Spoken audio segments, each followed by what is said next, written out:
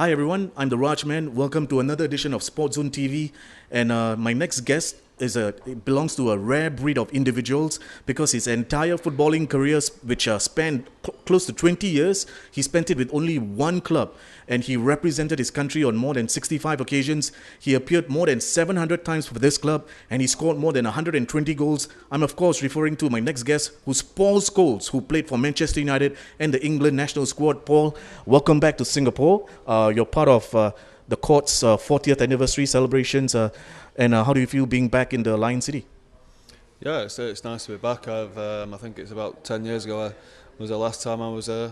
But no, it's nice to be back. It's nice to be with Terry from Courts. It's a great company, and no, it's something I've been invited to, and something I jumped at the chance of trying to help out. Okay. Now let's talk about some of the developments over the last couple of days. Of course, were you surprised by the way that Liverpool were able to go to your former home and deliver that result against the Red Devils? Yeah, a little bit surprised. When you play against your big rival like that, you don't expect to play as bad as you did. There was no doubt. It was a bad day at the office. Liverpool were very good, and we have to swallow that pill. Okay. Now, do you feel that some of the United fans, because year in, year out, United have done tremendously well, winning at least one trophy, and has that sort of allowed some of the fans to to behave in such a way where they're truly demanding, and when things are not going their way, some of them seem to be calling for the sack of David Moyes? I haven't heard that, to be honest with you. I go to most games, and I've never heard anybody say it's time for him to go. I know there was disgruntled people after the Liverpool game, which there's gonna be, but the mood soon changed after the Olympiacos game. The fans were fantastic, and the day after everything's rosy again.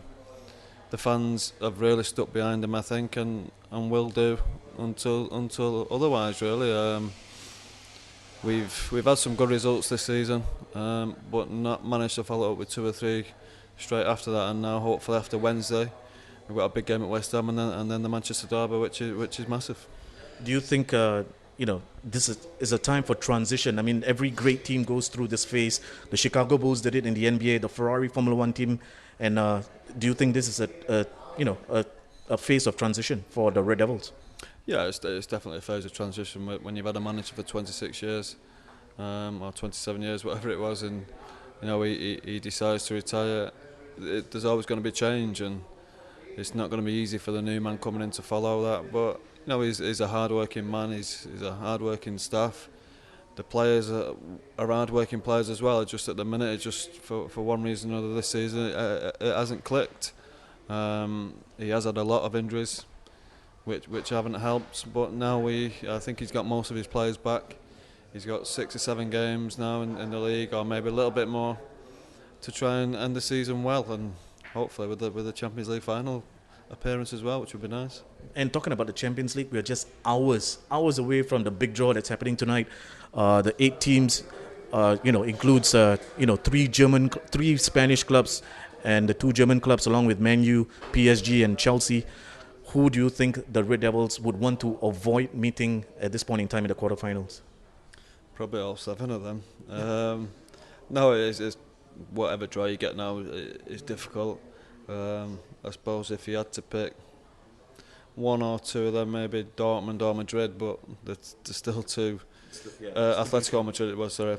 There's the 2 very strong teams anyway, but yeah, like I say, any team in there is going to be very difficult, and that's the way it should be, a quarter-final of a Champions League. There's no easy ties at this stage. Like you mentioned, the team was able to bounce back in the Champions League with the win over Olympiacos, and this weekend they faced West Ham at Upton Park. Your thoughts on the clash against Big Sam and the Hammers? Yeah, it'll be difficult. Going to West Ham under Sam, going to any team under Sam Allardyce is always a tricky situation, a tricky game to get through, and especially now because they've picked up. I think they won 4 games on the bounce, and he won Manager of the Month. So it'll be a tough place to go to. We need to get ready for that. I think he'll freshen the team up as well with some different players, with the game on Tuesday night in mind as well. So that'll be a big one. It's a chance for the squad players to really make a mark for the rest of the season. You mentioned the match in midweek that's going to be against the noisy neighbours from Manchester City. They did beat the United squad 4-1 a couple of months ago. Your thoughts on that match? Yeah, well, City are a very good team. You know, one of the two best teams in the league. It wasn't a great performance, but you know, City have done it to most teams this year. It's not just us where that's happened. Hopefully, we can turn that result round next Tuesday night and put a great performance in and hopefully win the game. And just okay, just about 3 more questions.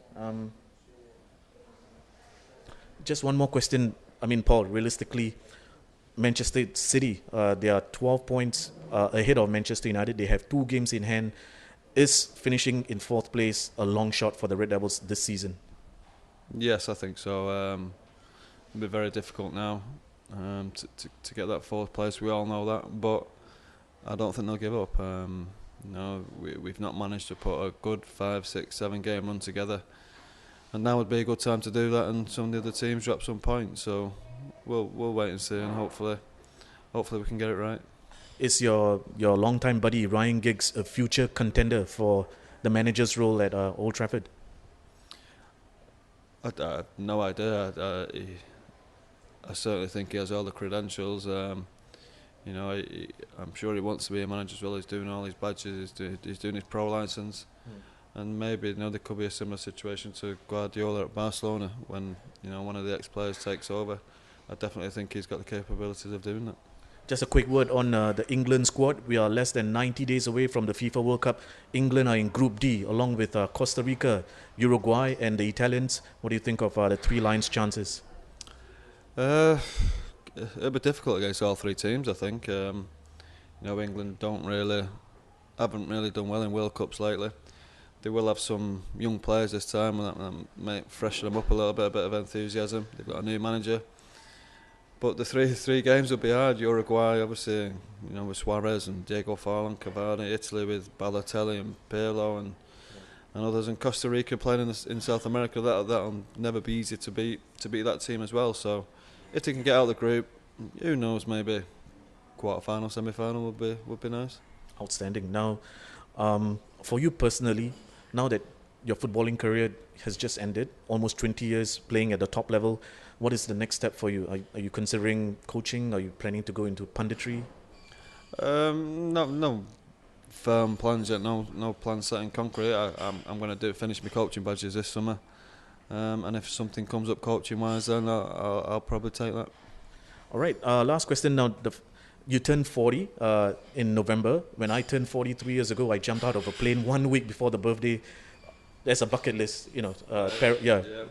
Sky jumping. What are you planning to do? Do you have anything that's on your bucket list that you would like to do before you turn 40? Well, I can guarantee I won't be jumping out of a plane. I know that. No, there's nothing. Not really. I'm a little bit more relaxed about birthdays. I know it's my 40th birthday. I'll quiet me with the family probably and let my wife celebrate her 40th birthday a bit differently. But no, a nice quiet meal with the family will do for me.